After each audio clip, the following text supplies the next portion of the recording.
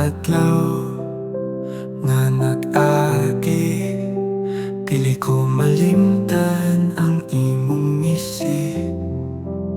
Sa akong kasing-kasing, ikaw gihapon, apan kinahanglan ko ng mulakaw. Higalimtan ka bisan pa sa kasakit, puhyon ko ang mga pangandoy nga naghilak.